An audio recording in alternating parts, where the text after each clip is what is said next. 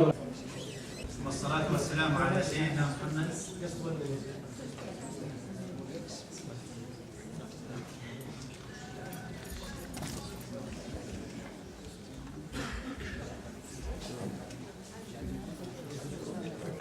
محمد وعلى آله وأصحابه أجمعين. اسمحوا لي بالبداية أن أتكلم باللغة العربية ثم ننتقل للغة الإنجليزية. بداية لا بد لي أن أشكر جامعة الزيتونة على حسن الضيافة والكرم أولا، وثانيا لا بد لي أن أشكر الأساتذة الأفاضل على حسن الإعداد لهذا المؤتمر، وكذلك لا بد لي أن أرحب باسمي واسم جامعة الزيتونة أيضا بالسادة الحضور، متمنيا لهم إن شاء الله طيب الإقامة. فأهلا وسهلا بكم جميعا وحياكم الله. بداية, first of all, by the name of Allah, I would like first of all to thank the University Zaytuna, for first of all the excellent preparation for this conference, as well as for the hospitality.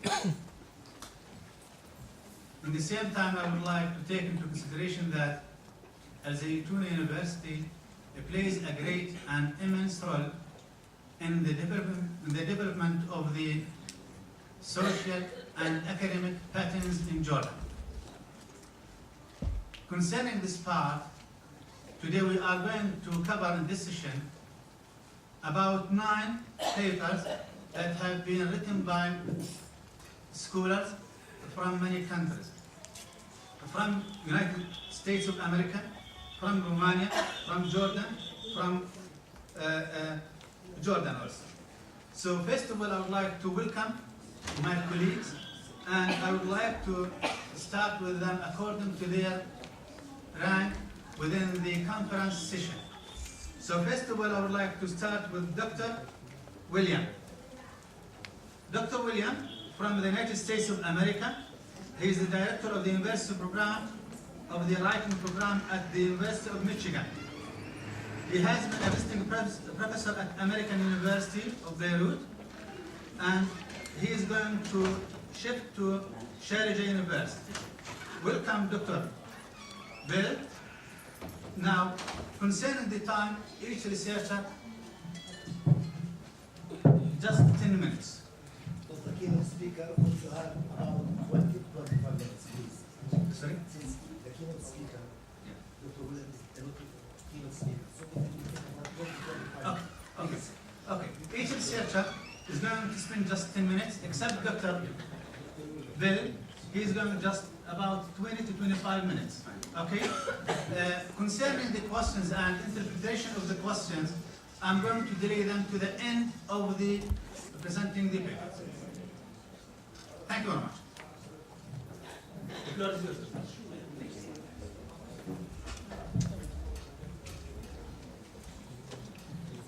Good morning. Thank you so much for the opportunity to speak with you this morning.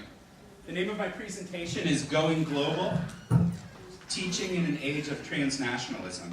And I'd like to start off with the problem of multiculturalism. The problem of the word multiculturalism is that the word suggests separate, static cultural units, implying that there are fixed borders between groups, languages, and practices. Instead, the words transnational and transcultural acknowledge that border crossings are complex and messy. Travelers, workers, and sometimes teachers and students cross borders materially and linguistically, and new cultural practices emerge.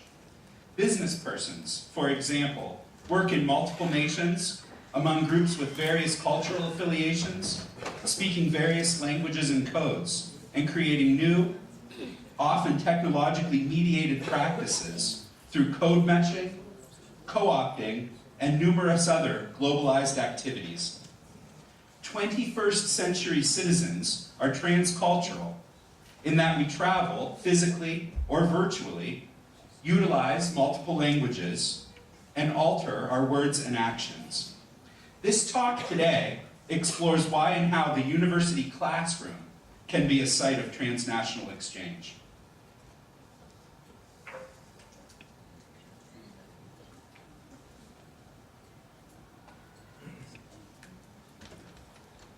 In my field, rhetoric and composition, there is interest in globalized literacies and teaching practices. Much of that work has taken a critical turn, characterized by projects that attempt to resist impulses to contrast. I use transnational, then, in the hopes of extending that critical awareness. Hesford and Schell have argued that the trans prefix corrects less nuanced contrastive models of rhetorical scholarship, models that sometimes normalize the West at the expense of the East. Quote, transcultural emphasizes mutuality and reciprocity between international partners. In her framework for transcultural education, Stark-Meyering suggests that pluralized identities represents a theme in globalization rhetoric that impacts how all of us teach. Stark-Meyering suggests that the classroom should foster a more reflective understanding of how language practices blur borders, arguing, quote, students need to develop a meta-language or heuristic with which they can better understand, discuss, and reflect on their own literacy practices. Stark-Meyering picks up on a thread in the scholarly literature that optimistically posits the classroom as an effective site for postmodern border crossings. Suresh Kanagaraja, one of my field's leading theorists of postmodern globalization, agrees that we should not wait for our disciplines and our institutions to trickle down. Instead, he argues, we should craft a polyliterate orientation in our own classrooms at the local level. Ultimately, Kanagaraja's approach involves pluralizing English, giving students an awareness of the multiplicity of language and language practices. Monolingual and parochial classrooms might be outmoded, limiting our students. Picking up on Kanagaraja's literature, reciprocity among international partners is advocated by others in the field as well. Young, Martinez, and Naveau, as you can see here, see pragmatic and ethical ends to learning how English is used by different cultures in different parts of the world, in ways that are descriptive and ethnographic, not prescriptive. Schaub offers one of the most strident and explicit calls for globalizing language arts courses in particular, which can productively use global issues and offer students international perspectives. According to Schaub, globalized writing courses ought to acknowledge the hegemony of English and foster in students a more global vision for their writing and their conceptions of writing.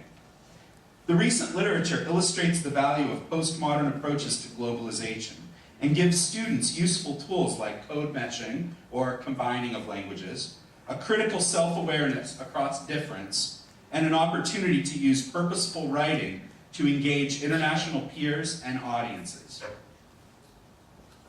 So what are we talking about when we talk about transnational exchanges?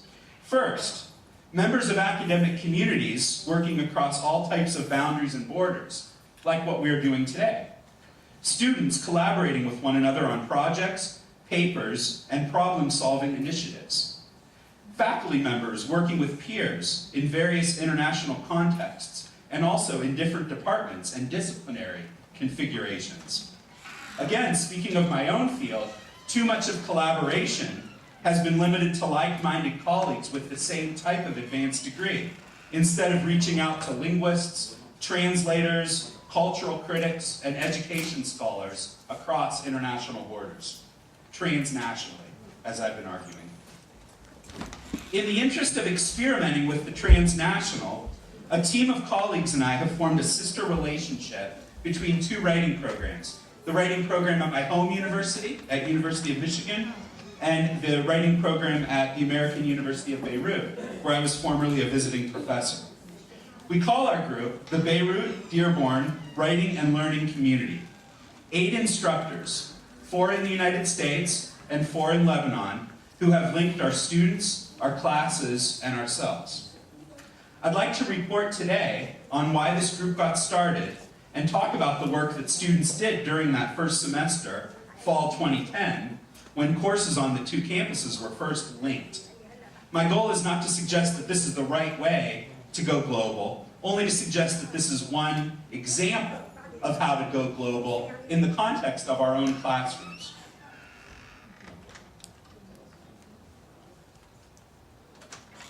During fall 2010, students in two sections of advanced writing, one in Dearborn, Michigan, and one in Beirut, Lebanon, had students interview one another about literacy in and out of school.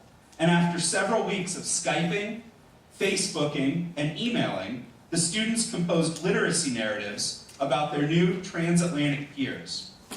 The project represented an opportunity for students in our classes to engage in critical and transcultural inquiry, meet new colleagues abroad, and reflectively write about the multifaceted functions of literacy in their lives and the lives of those living thousands of miles away. Transcultural collaborations allow our students to gain practical experience writing in globalized contexts and learning about the material realities of world Englishes. Further, partnering a university in the West and a university in the Mideast offers unique opportunities to critique reductive transcultural understanding. The combination of empirical inquiry, ethnographic, and technologically mediated interviewing, and reflective writing fosters proficiency with valuable research methodologies, as well as critical self-awareness of literacy. Finally, the specific locations where the exchange took place, Beirut and Dearborn, offer graphic illustrations of globalization's unpredictable dynamic. For example, the images that you are looking at are all images of the neighborhood where my university in the United States is.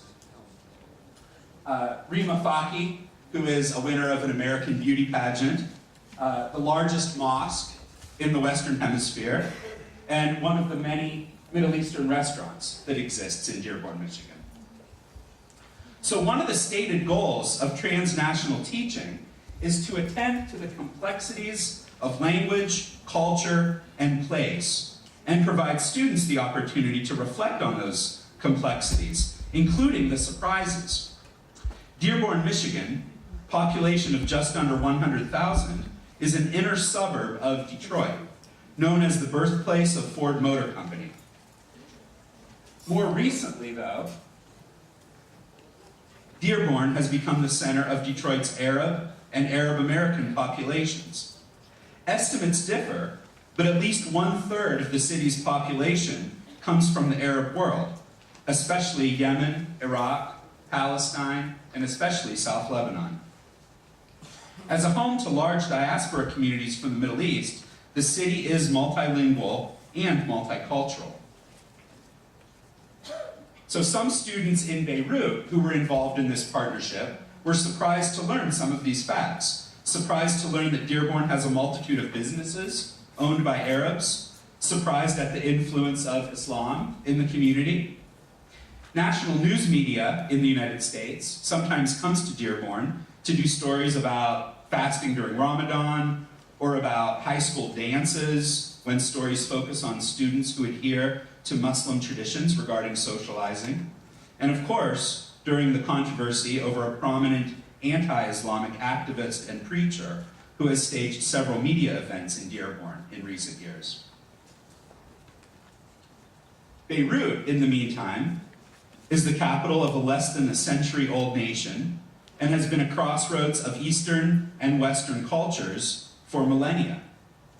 Empires, as we are all aware, I think, including Rome, Greece, Persia, and Turkey, occupied land that is now part of modern Lebanon, and more recently the French administered the land after the fall of the Ottoman Empire until independence in the 1940s.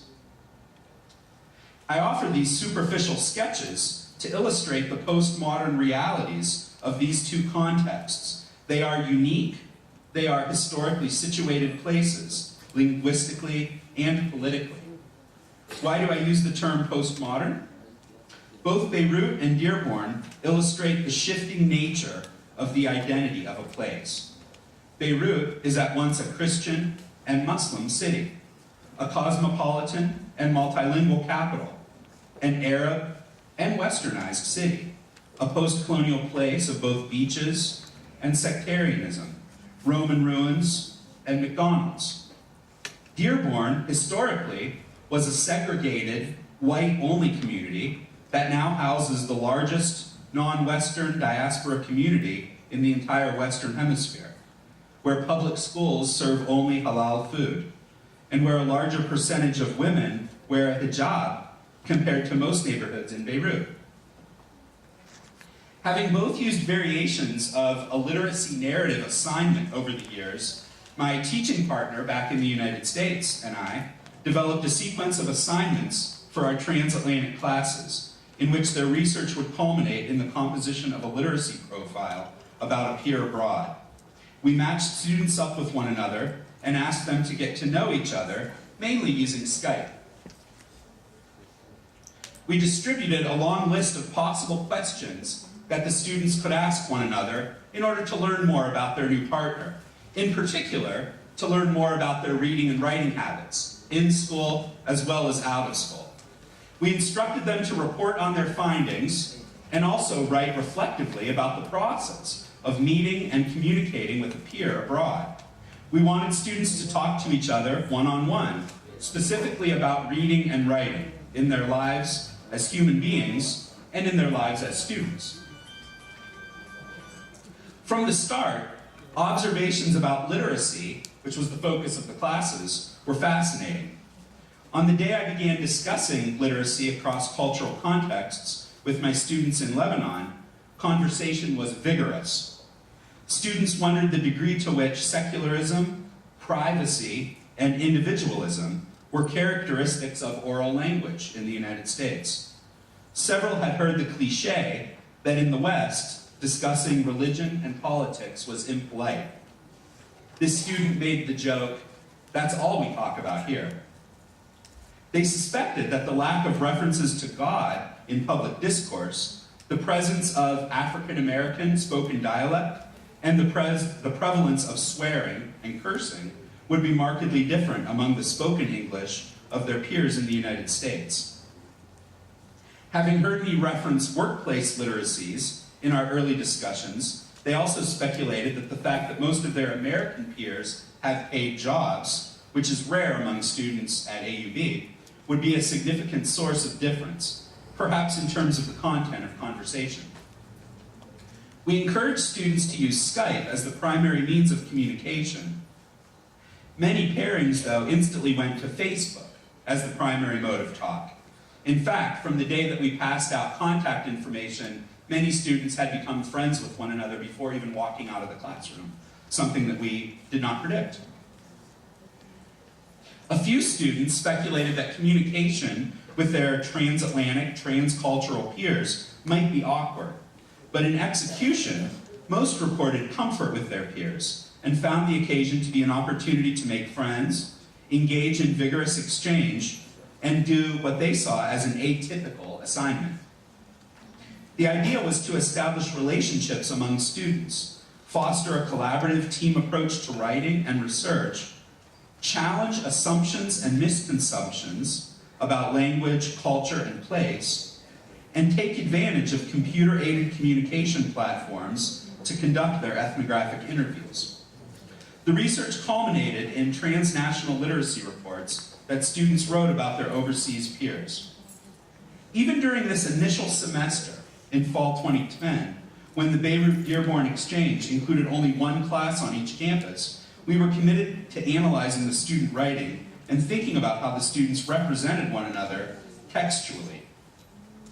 So the last thing I want to do today is give you a snapshot of the writing that the students in Lebanon produced during that first semester.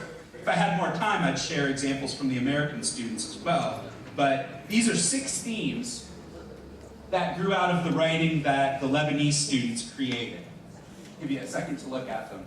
One of them, a focus on materiality of literacy. an interest in literacy's connections with culture, complicated and sometimes contradictory attitudes toward the Arabic language, shared frustrations with academic literacy, shared experiences with extracurricular, out-of-school literacies, and lastly, seemingly obligatory critiques of technology that inevitably came up. So a little bit about the materiality of literacy, the first theme that we noted during this first semester.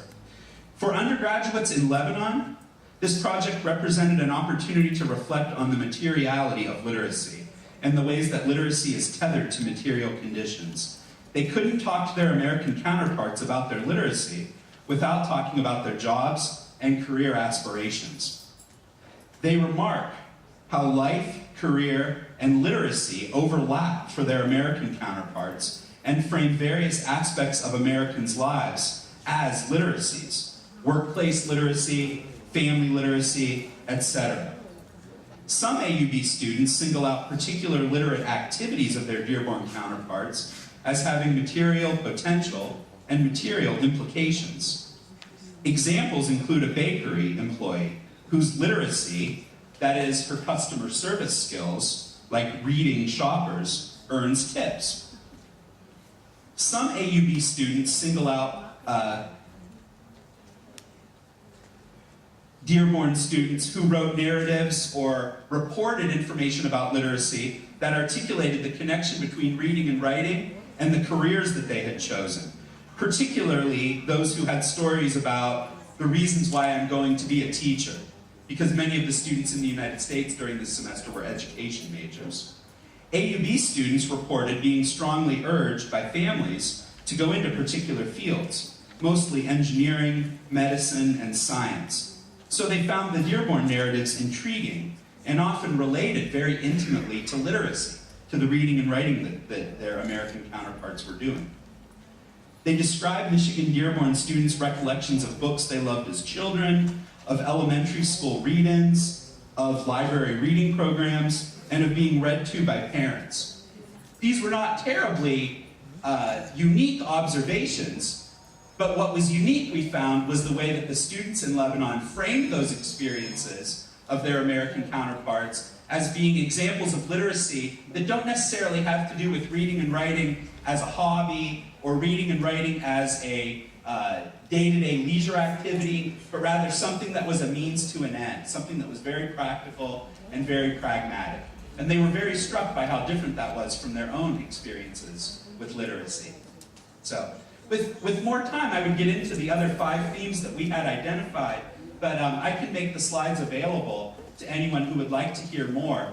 What a lot of the project came down to after the end of that first semester was finding that students were extremely enthusiastic, not only about connecting with students on the other side of the world, but having the opportunity to write reflectively, instead of having to write formulaically, or instead of having to write in genres that were what they considered to be overly prescriptive.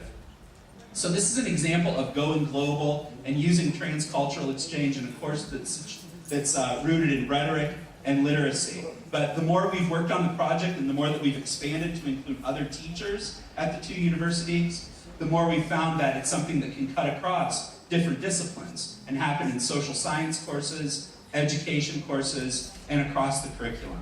So I hope it's something that you'll consider, and I hope it's something that we can speak one-on-one with in the next couple of days. So thank you for your time.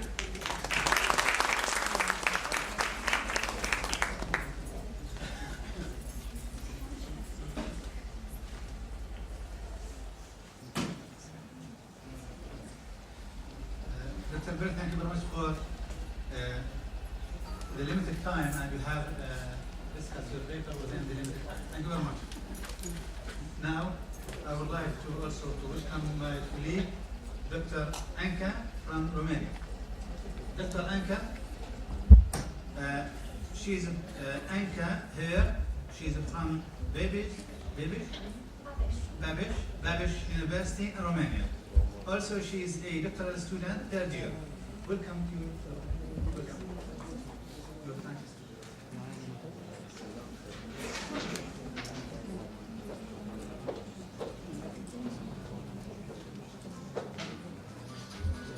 started teaching Ben Okri with paintings.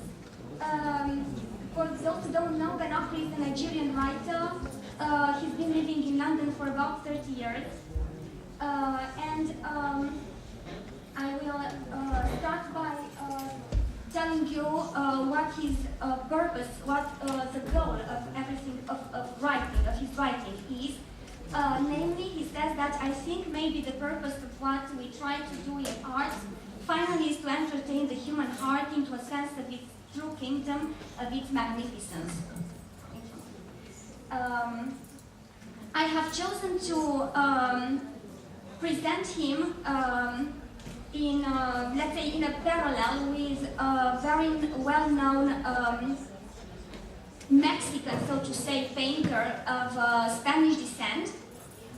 And I will show you how some of his descriptions match some of Remedios Varo's paintings. So she is the painter that I have chosen.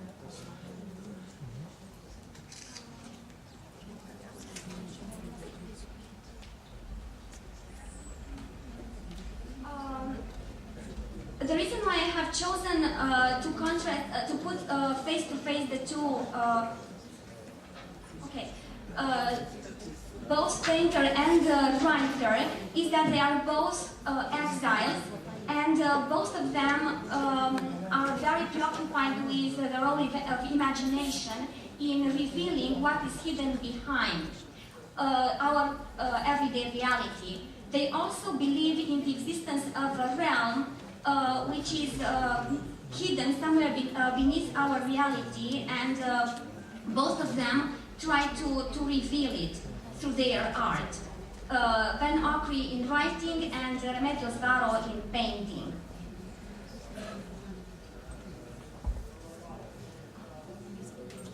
Well, as I have very limited time, I will present only two such parallels which I made.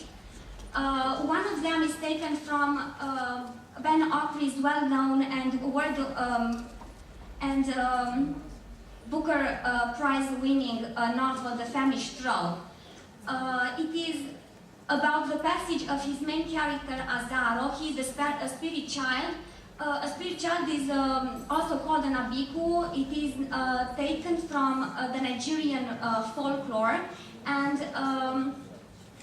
it permanently travels between two worlds, the world of the spirits and the world of the human beings.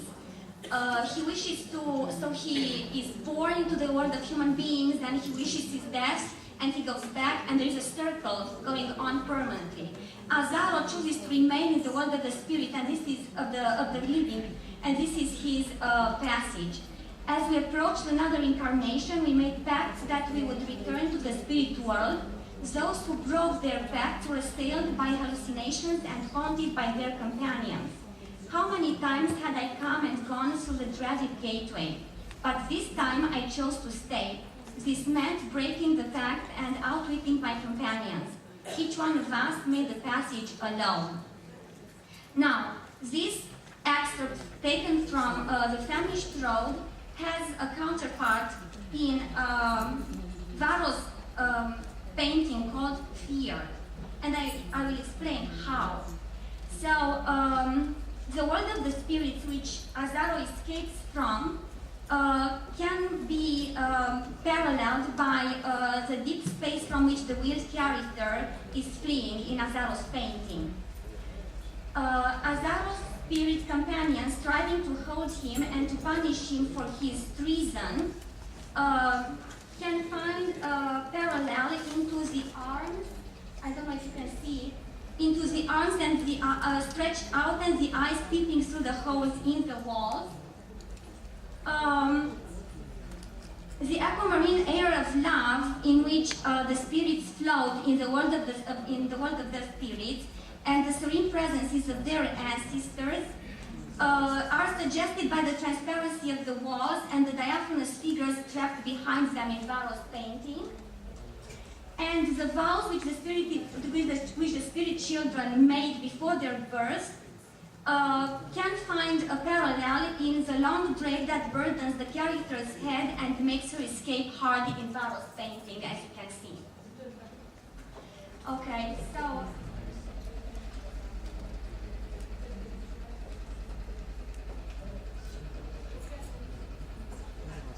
the other description which I chose to present to you today is taken from another novel of Akri called The Landscapes Within. Omovo is a painter, he's the main character, and I will show you also how this extract matches one of Varro's paintings called Harmony. So, Omovo decided to do some painting. It would give him something to concentrate on and would provide an escape from his own mind. He worked for a long time, jabbing at the white paper, caressing it, talking to whatever living part of the paper listened to him. As he worked, soundless chants escaped from his lips, as though whatever it was he said in some way guided his fingers. Okay, so in this parallel, the painter Omovo can be or has been replaced by the composer in Varro's painting. The easel that he uses can be the staff on which the composer places various objects, like jewels, flowers, geometrical solids. The brush strokes that he makes on the canvas can be the various objects on the threads of the staff which the composer places there. And the soundless chants escaping from his lips find a parallel, a match, so to say, in the muse, which is the woman coming out of the wall, and which helps the composer to put the objects on the threads of the staff. Now, both the soundless chants which escape from Omovo's lips and the muse are vehicles. They are sort of channels which make the connection between the world of the spirits, that reality which both Varro and Akri believe in, and which Akri very beautifully describes as the corridors of our minds, a sort of collective memory. And both Varro and Ben Akri find inspiration in these corridors of the mind. So, the soundless chants escaping from the painter's lips and the muse which emerges from the wall can be vehicles or tunnels, as I explained, through which the two artists draw their inspiration. Okay, yes. Thank you. Thank you.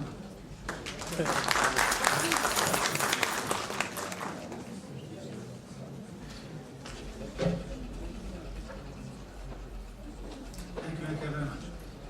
Now the floor is to our colleague, Dr.